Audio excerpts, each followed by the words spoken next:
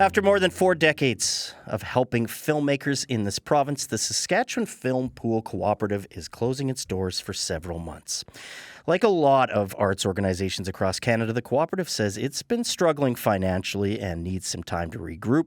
And for a lot of filmmakers here, it's been an invaluable source of guidance and resources. For more on this temporary closure, we're joined by Matthias Graham. He's the organization's president and a very good filmmaker as well. Hey, Matthias.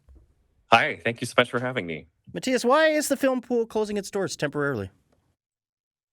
Well, earlier this year, the volunteer board learned that we had a major operating deficit, and we stepped in, did everything we could to, revitalize and enhance our services, and like, really try to find a way forward.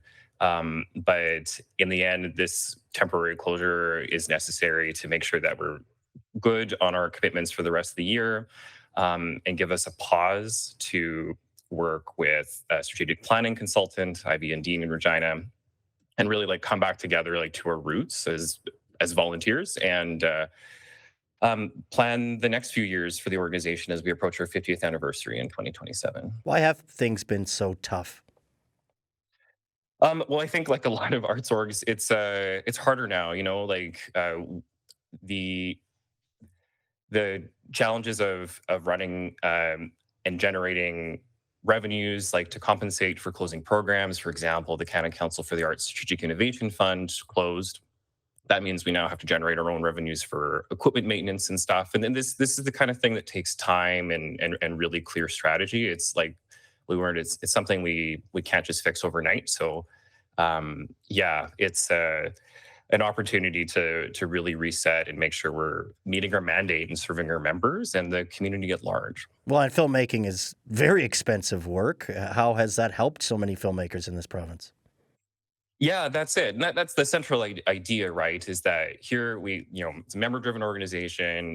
Everyone on the board are members, and together we have the equipment, the means of production to bring filmmakers, cinematic visions to life. And I love what Gerald mentioned, like that sort of structure allows for projects that may not have seen the light of day in another system, really empower filmmakers within Saskatchewan and the treaties in which we serve to elevate local storytelling.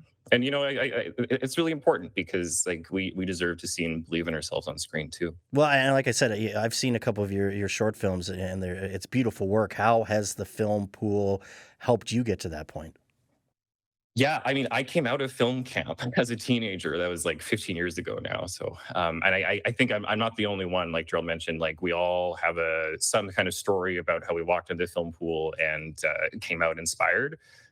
So yeah, like right from film camp, that was when I realized I could have a career in this. And now I'm calling you from Montreal, where I work in the industry and continue developing my own projects. And that's why this organization is important, and why we're doing all this work is to make sure that that artists and filmmakers, like that we were still there to support creation. Matthias, we've seen so many highs and lows in the film industry in this province. Well, what are things like right now? Well, there's been a lot more public investment, right? These grants through Creative SAS to stimulate production in the industry, which is really great, and it's always great to have your friends employed.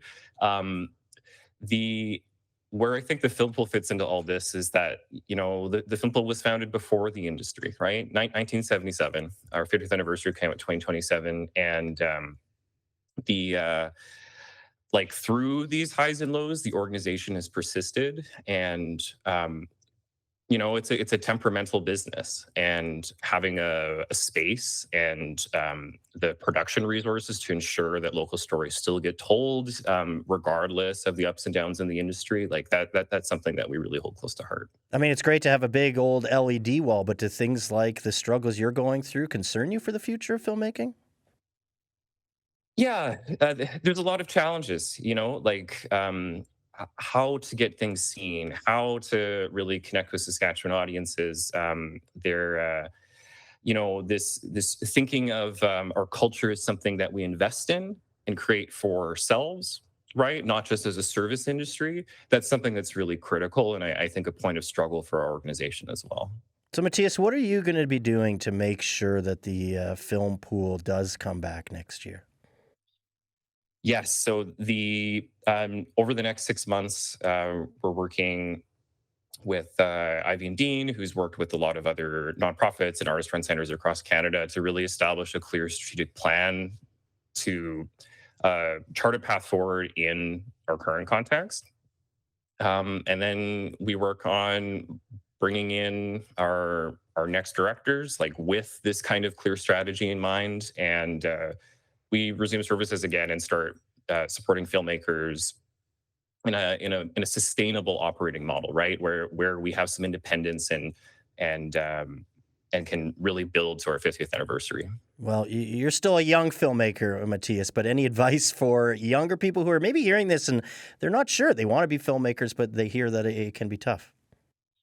Yeah, well, I think community is really important, right? And this is one of the things that spaces like the Film Pool or other centers across Canada offer is that they're a place to connect with peers who are trying to get started, who are trying to get things made.